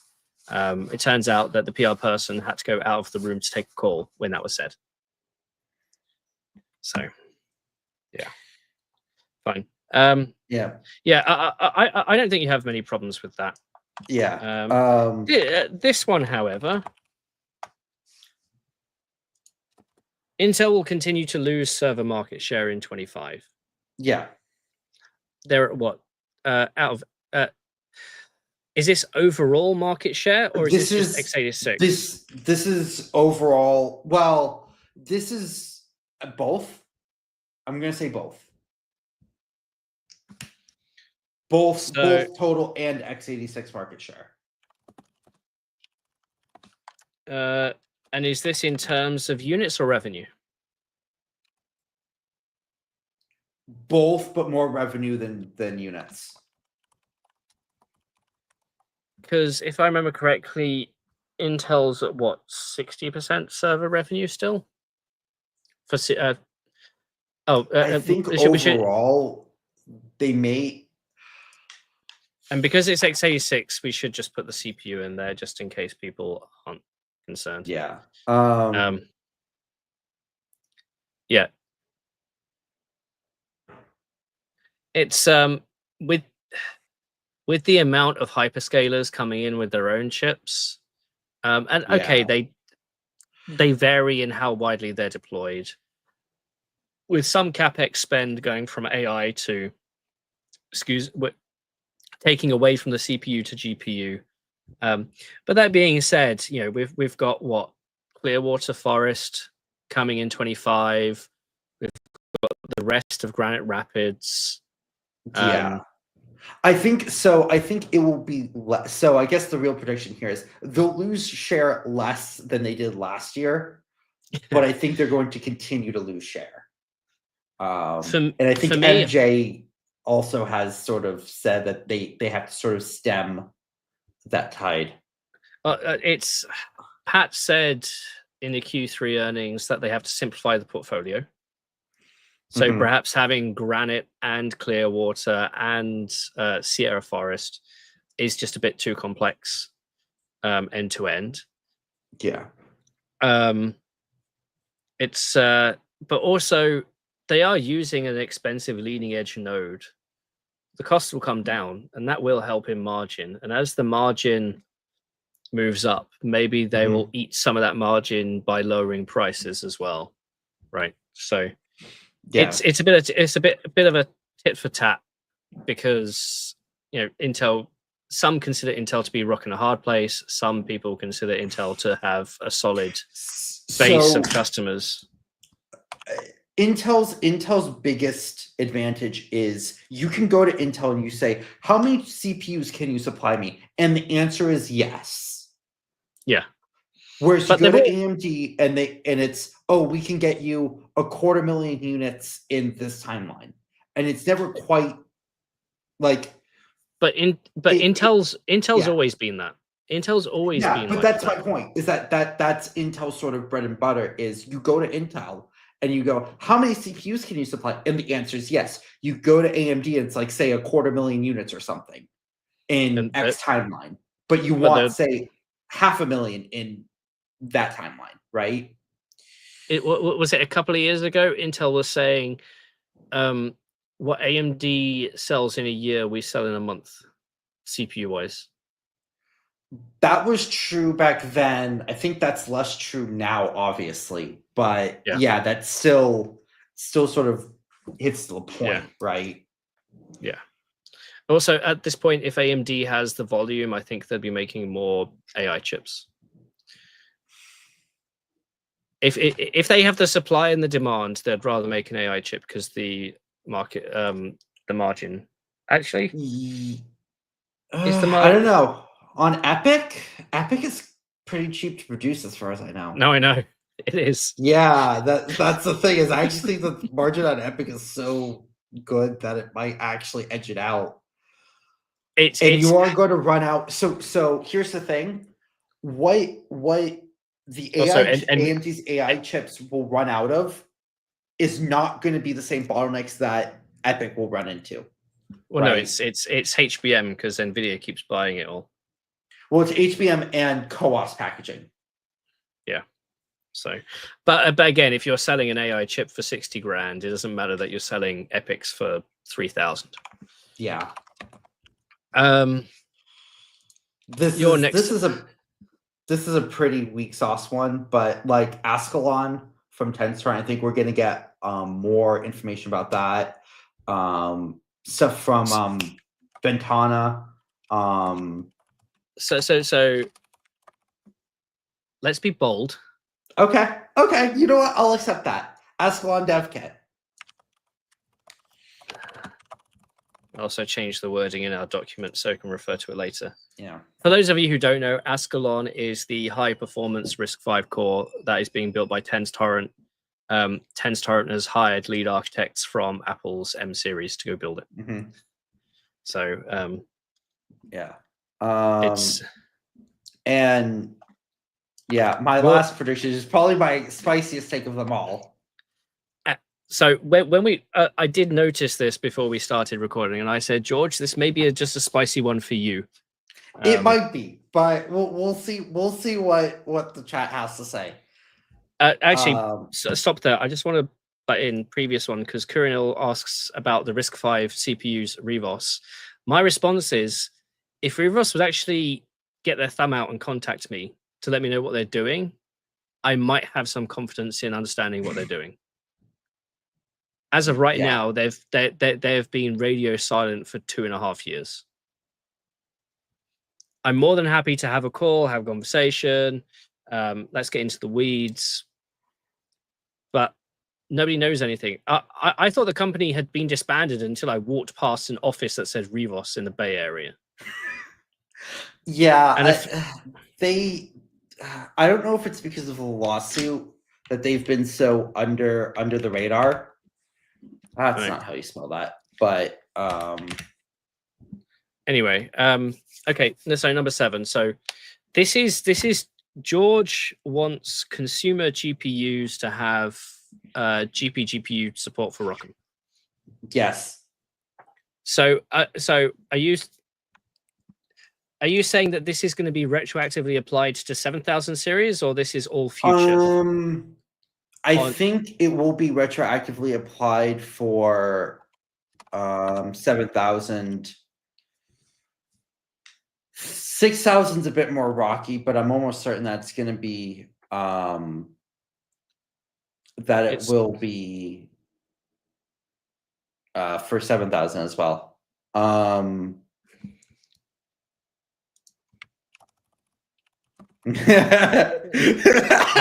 Shush. I just saw what you put there. I was about to add that as a joke, as a laugh, but that's fine. So actually, for prediction 7, I'm going to change it up slightly by saying proper ROCm on all 2024 Radeons. So 7000 series. Yeah. Okay. That's I hope that's what happens. If you said 25, I'd agree with you. Mm. I don't think 24 will happen. It would, but would you rather spend your time working on your next gen? The thing is that RDNA 3, the DGPUs technically already have most of the support anyway. Like it's 95% of the way there. So yeah. Noi in the chat says they need to create an abstraction layer for the code like PTX. There has been commits to the LVM about an MLIR backend sort of PTX like thing. Bless you. Yeah. It's to be honest, MLIR I think will gain more traction during 25. And to be honest, it kind of came out in 22, 23. But I didn't really see anybody take it. MLIR has been a thing since like 2021. So MLIR is the mid-level intermediate representation, or it's not machine learning. That's not what it is. It's mid-level or it's something like, or machine level intermediate representation. It's one of those. It was a fundamental part of a hot chips tutorial a few years ago, but it wasn't until this year I saw companies actually start committing to it. We've seen it being committed to in 2023. It was kind of new on the scene in 22, so there wasn't much there. Mid-level intermediate representation. Thank you. Too many M's that it could be. So apparently Papa ROCm on anything is apparently that is my spicy prediction. But no, and you and I have fought on this, and I think chat's going to be with me here. ROCm needs to be on everything from APUs to MI300 and up. Yes, from next gen. No, from now. Yes, it should be from now, but from a support standpoint, it should have been from yesterday. Of course. Yeah. Like it's one of those things that and to be honest, AMD is still having trouble getting the right number of engineers, but also supplying the engineers with the hardware. So yeah, that's AMD. Y'all need to get your stuff together on that part. Yeah. Okay, so let's move to my predictions. Okay. And let's start out with the one that I'm transferring over. Yeah, 5000 series will sell out, yeah, but also be criticized for that's- pricing. If There you was- think mine were milk toast, this is pretty milk toast. Yeah. The thing is, I've been saying since the beginning of the year, it's still not the year for 5000. Partly because Nvidia's making too much money, and the other thing because they don't really have much competition. So they can sit back for a while. They can optimize the silicon. They can ensure that there's good supply. And hey, if they wait another 6 months, there's faster GDDR7 available. Make it better. So I expect 25 to be the year of the Nvidia 5000. We've seen I honestly expect an announcement at CES, which will go there. But yeah, I haven't been briefed by Nvidia, so I don't know what they're doing.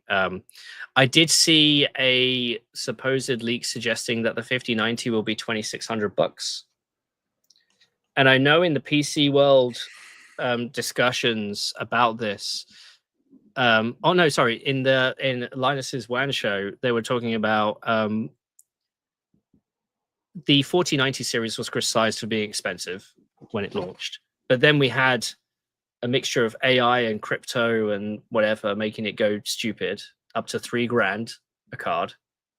Then it went down back to 1600. Then it kind of leveled out about 2, and I think it's still about 2 now.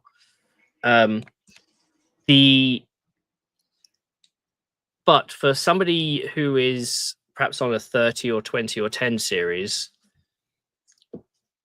is it the upgrade? Is it the right sort of upgrade? But also as a content creator, as somebody who needs high performance chips, what would stop me going out and buying one? So yeah, and that's welcome to what happens when you have functionally very little to no competition. It's I said at the beginning of this, I just was working with my accountants, and they just sent me the P&L for my previous financial year, and I think I can fit a 5090 into that budget for next year, given how well business is going. Problem is, I currently have a 4090 in the system, and if you've watched any of the recent tech poutines, my streaming connection has been weird, and my system pauses every now and again, and I think it's down to the GPU. I tried putting a B580 in it, and it wouldn't boot. That might be a BIOS issue. I'm not sure.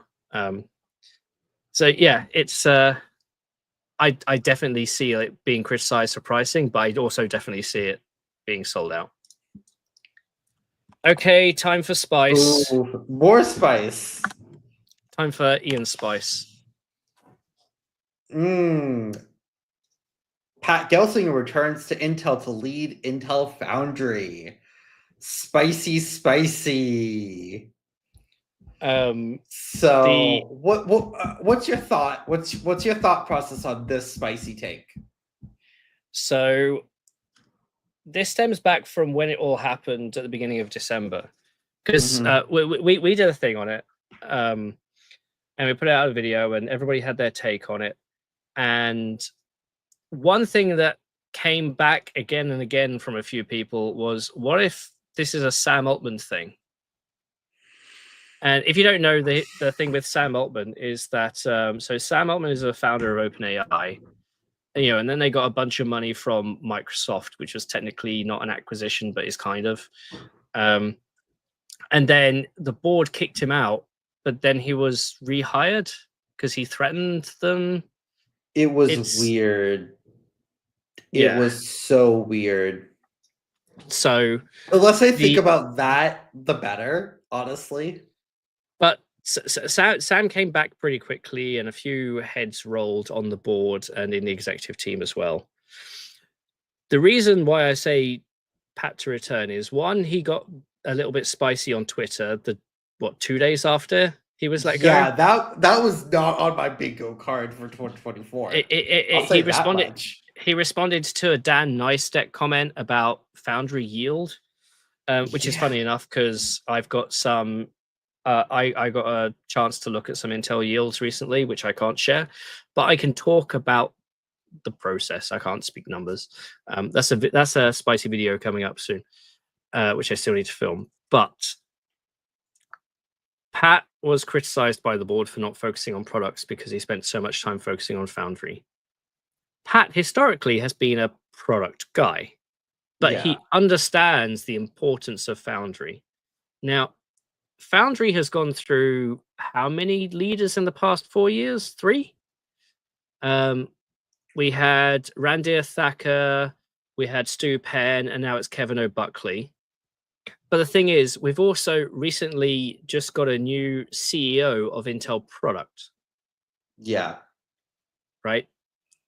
There's going to be a CEO of Foundry and then a corporate CEO. It's like Alphabet. Alphabet is Google plus all the other stuff Alphabet does. What that nobody remembers. Yeah, they've got their moonshots and stuff.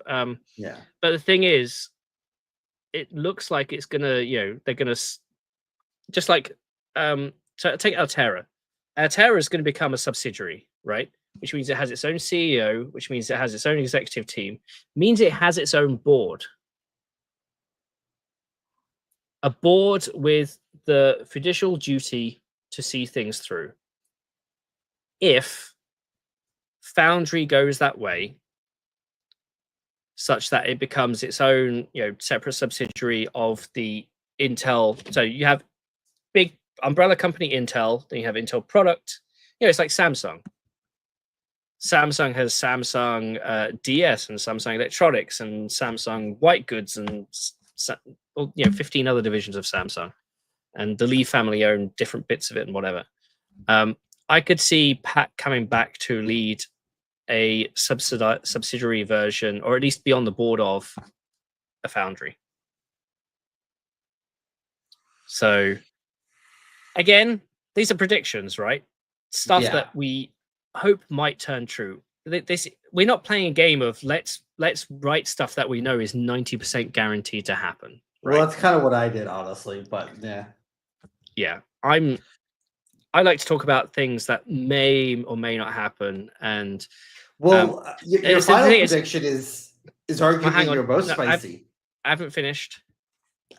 If by mid-year Pat still has no intention of returning, or the board hasn't found a way to bring him back, maybe I should reach out for another interview. I bet he'd love that. I bet Intel as my clients would love that. Yeah. Okay, so this is next spicy take, and I'll be honest, I reacted to something somebody said in chat when I wrote this. Yeah. The beloved company that promises the world. It's, if you don't know, Tachyum is a startup headed by a CEO who has a history of exiting companies successfully. He was driving force behind Sandforce, and he's was it Icera as well? Icera modems that got sold to Nvidia. Potentially, I don't know. I know it's definitely SanDisk, but yeah. So Sandforce, excuse me. So they announced a chip at Hot Chips that was promising the Earth but woefully underpowered.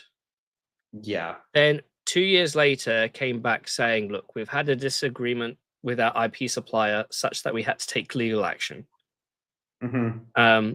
As a result, because of time, we've changed our design. It now looks a lot more like a traditional core with traditional size caches. We've taken a bunch of stuff out. We've put a bunch of stuff in.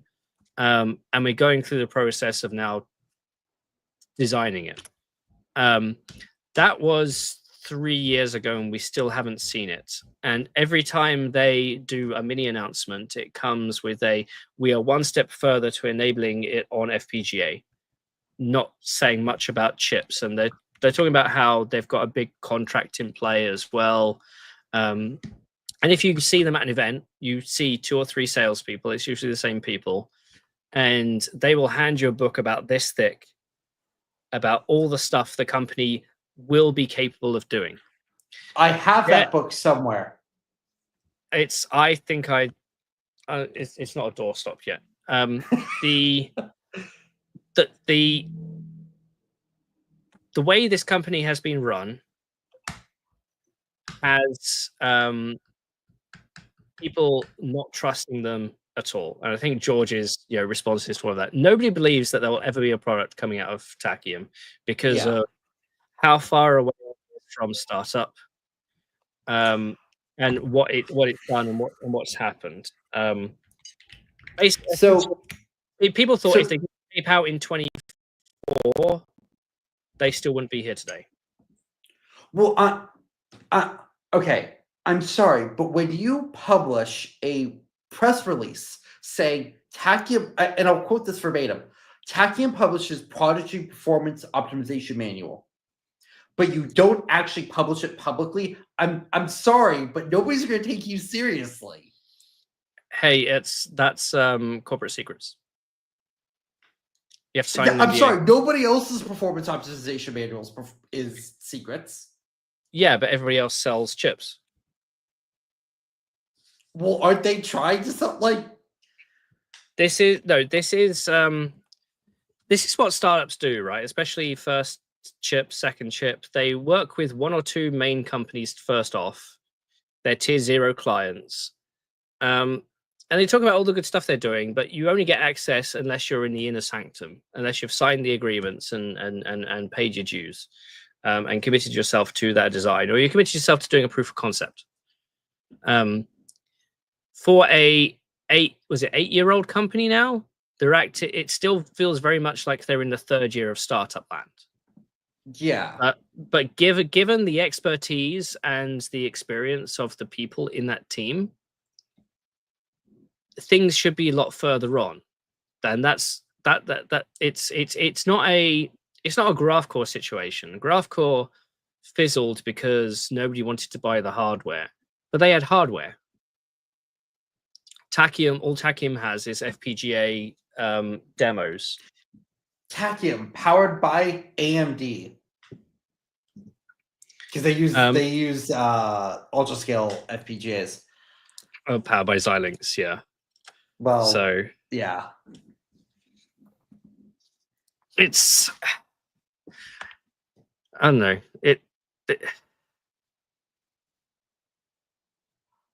I look forward to interesting chips being launched, especially if I can get hold of them and talk about them. Again, this isn't sponsored, but I'll show it again. That's why we've got this, right? But how many years ago was the P550 announced? 3.5. It was announced in June 21. And now we finally have one, right?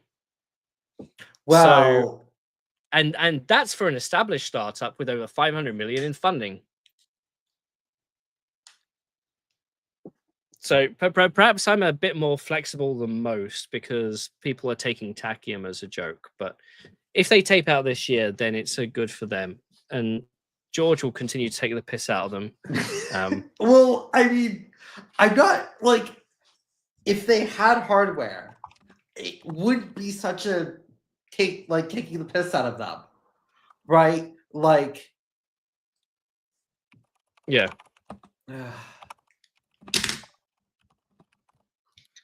So let's go on to my next one. And this is a cop-out. Oh, yeah, that's absolutely a cop-out. Yeah, that's a cop-out. So for those of you who follow IBM hardware and have been wondering, is power dead? It's not dead.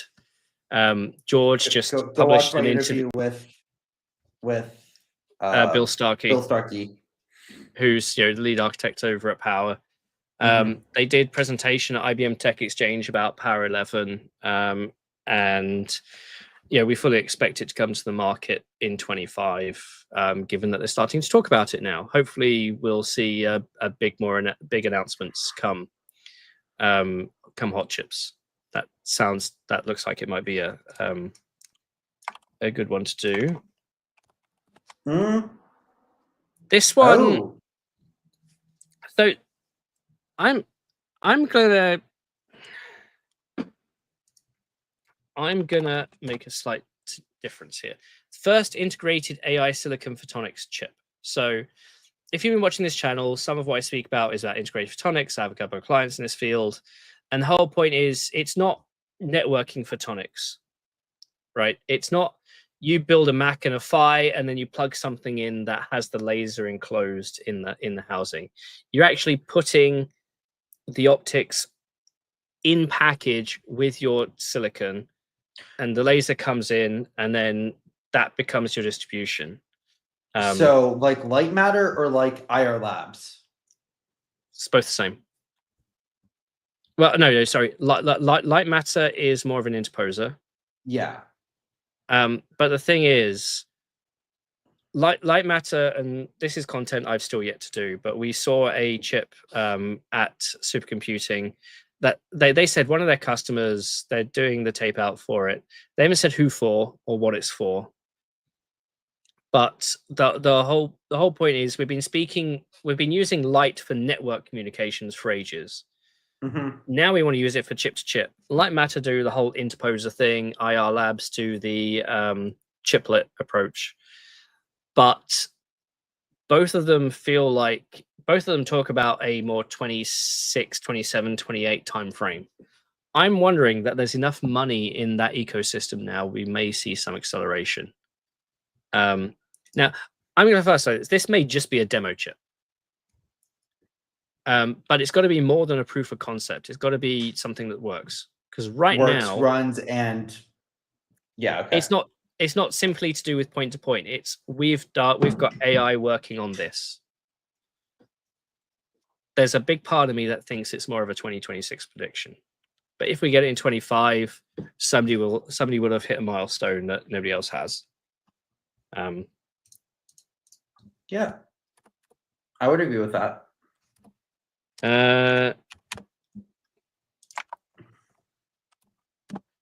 Oh, that was the whole is screwed.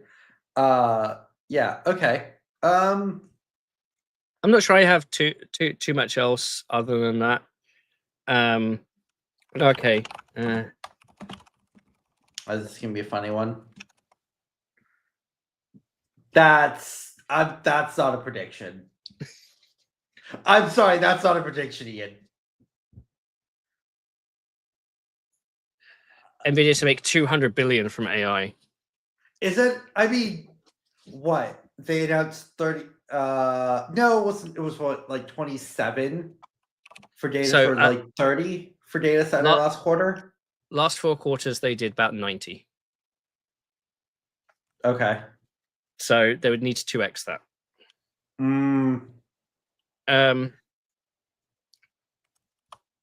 130, 150, maybe. I don't see 200 personally.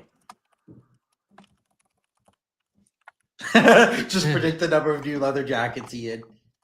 No, spatulas. Yeah, no, more spatulas. No, not chipset, chiplet. So right now, chiplet smartphone SoCs are monolithic. They may have an external modem, or they do pop memory on top. Yeah. At one of the conferences, to be honest, for actually a number of years now, smartphone companies have been talking about chiplets. I remember, was it 3 years ago, Qualcomm was talking about smartphone chiplets. And we saw some indication from TSMC that a new technology called InfoL is primed for the smartphone market. So I wonder if we're going to see the first chiplet-based smartphones. The thing is, I had a discussion with, I think, TSMC. Was it TSMC? It was a discussion with somebody. And I said, the way it looks like is it expands the XY footprint drastically because you're doing chiplets next to each other. What appetite is there to have a bigger XY footprint in smartphones, given that with my all big core Dimensity 9400, 9300, the die size is increased 20% because I don't have any small cores, But it's taken a long while for people to accept that as that can be a chip design, because they didn't want to spend the extra die area. They didn't want to spend the extra XY space in a smartphone, because then that could eat into the battery, that could eat into other components. So yeah, the only thing I could think of that could potentially be chipletized in smartphones would be the modem, would be UCIe modem, maybe. yeah, well, it's that would, but other than that, I struggle to think about what advantages would a chiplet smartphone chip bring. If you go into the chiplet ecosystem, if you go to UCIe, if you go to any of those standards, they do talk about yeah, it's they do talk about what is the right die size to enable a chiplet, and it's around about 100 square mil. Ian, your cameras just went derp. You're now just a spinny circle. Can you hear me? I can hear you, but your video is just a loading circle. Fine by me.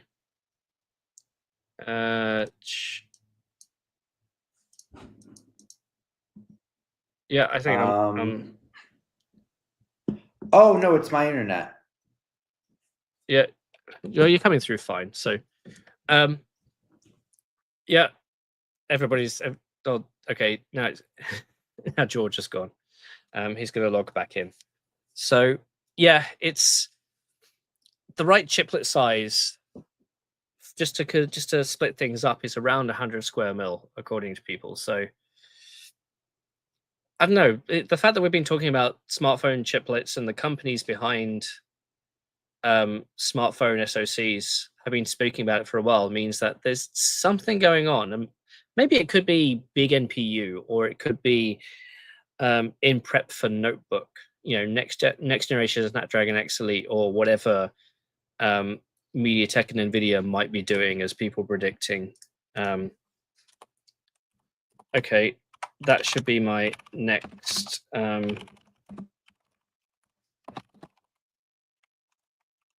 let's bring that up. Text properties 15. George is still coming in. MediaTek and Nvidia notebook. It was apparently my internet that decided to die. Yep. Thanks, Frontier. The one time I need you to work, and decide to die on me. So, this is my next prediction. MediaTek and Nvidia notebook in 2025. Yeah, I mean, we've been hearing rumors about it. Yes, but they've just been rumors, and to me, it doesn't make sense. So, I'd be surprised if they did. Be interesting if they did, but we'll see.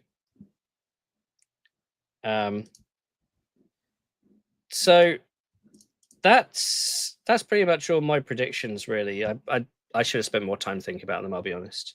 I had better ones ages ago. Oh yeah, okay, another one. Just because I'm sick and tired of this.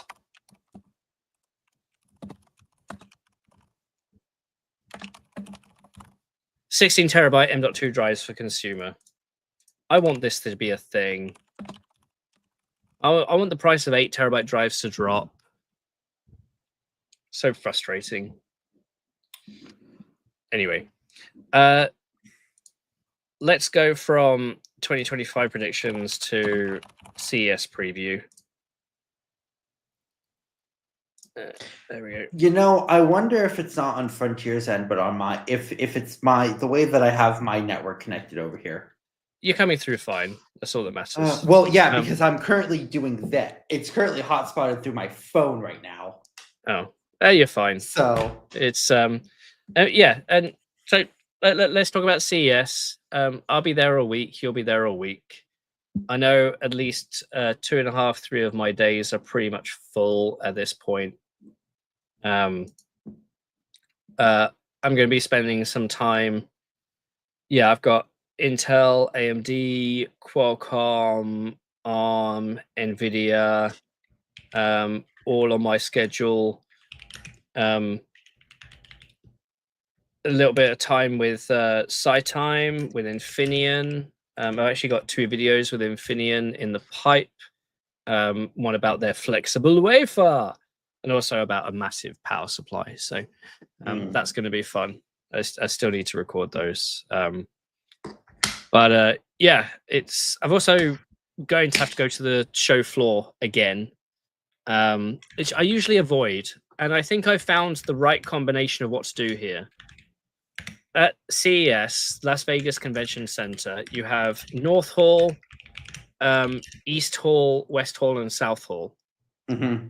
The South Hall is always the busiest because that's the convention center is in north of the strip, and the South Hall is where all the buses drop off. So everybody goes into the building that way.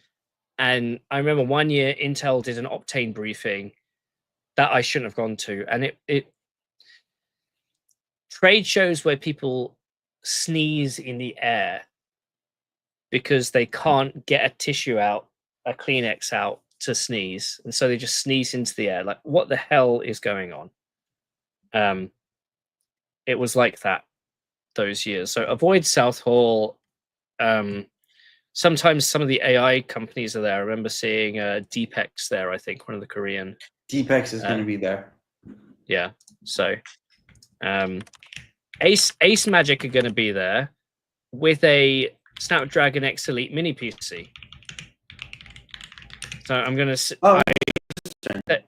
They messaged me about it. I tweeted about it. I sent them some questions about it, and nothing. They're in South Hall. That's going to be annoying. They're on my to-do list. For those of you who have never been to CES, it's just shy of 200,000 people. Most of the conference doesn't happen at the convention center. It happens in places like the Venetian and the Palazzo and the Bellagio, and all the meeting rooms around there. All the keynotes happen at Mandalay Bay. Overall, it's a good conference. It's just that Vegas is terrible. Well, part of it is it goes from Mandalay Bay to the Fontainebleau, which is about 4 miles, all up and down the strip. And all the keynotes are in Mandalay Bay, and Nvidia's at the Fontainebleau. Yeah. So, but no, it actually last year was the first year that we had Uber, and rather than just simply a taxi line, and that was actually pretty smooth when I used Uber. People had it figured out. It's apparently CES is not the biggest trade show of the year in Vegas. The biggest trade show is Concrete World. More than 200,000 people attend Concrete World. Apparently there's more money in concrete than there is in tech. CES used to be scheduled the same time as the Adult Video Network show. So you'd see representatives from one company going down the corridor, going out of their booth and into the AVN section on the other side. So you'd be... This is a little bit before my time, but in the Venetian, you have the corridors and you have companies either side. You'd have CES on one side, AVN on the other, sort of thing. So it's then they moved AVN to the end of January, I think. But I will say that it does kind of suck that CES is in the very beginning of January. You mean it's not the 2nd of January, it's the 6th? Well, no. It sucks that it's not like the 2nd or 3rd week, because a lot of people take that first week off. So you basically have to do all your pre-scheduling. No. But a few years ago, it used to be start on the 2nd of January. So people would be flying in on New Year's, and that was just a pain. So, it's... They are building one. So Las Vegas has a rail system. But they do. It's not great. It doesn't go to a lot of the. It's only on the right side. If you're looking north, it's only on the right side of the strip. But also, if you're running to a schedule, you can't sit around, wait 11 minutes for the next train that might be delayed. It's frustrating. So, yeah, but it should be fun. There's going to be some announcements. I feel like it's going to be more. I think it's going to be more backroom conversations than news. But I think we'll probably schedule something for the 8th or the 9th. Yeah. Or if we find somebody's booth to do it in, we can do it there as well. So, I mean, that's all I've kind of got. We've gone through predictions. We've gone through Google Willow. I've ranted plenty about benchmarking, and about the Qualcomm versus ARM lawsuit. If there's an update on January 3rd, we'll probably talk about that as well.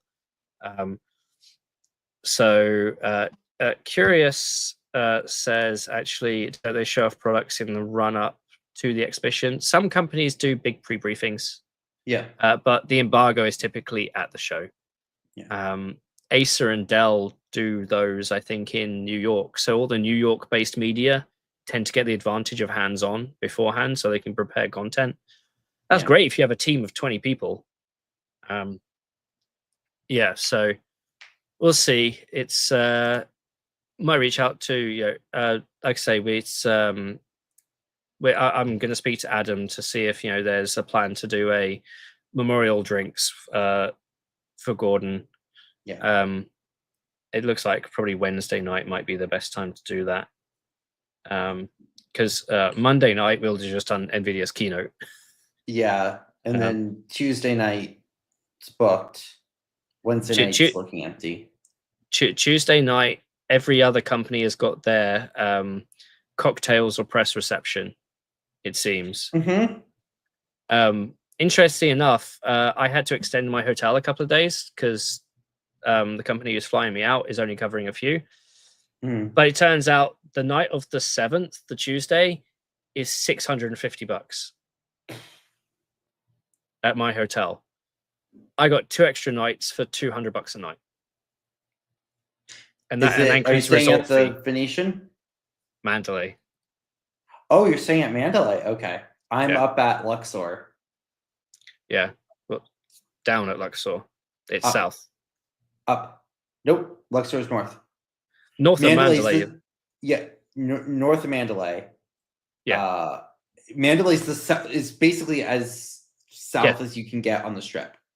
I think Mandalay is where I stayed the first time I ever went to CES. The MSI flew me out for that, and that's where they put me up. So it's handy if you're going to all the keynotes and they're there. But it's not like previous year where we have a big Intel keynote about drones. There is no Intel keynote this year. There's an Intel automotive keynote. Yeah. Is that Mobileye or is that Intel Automotive? Because that's Mobileye. Okay. That's Amnon Sashwa, the CEO of Mobileye. He's doing a presentation there. But yeah. Otherwise, thank you all for joining. Happy New Year. I've still got 6 hours or so to go. And I have the rest of my day.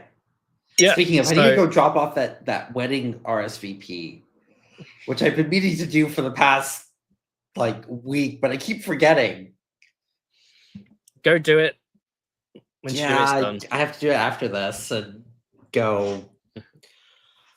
Sounds good. And thank you everyone for coming to say hi and showing your thoughts in the chat as always.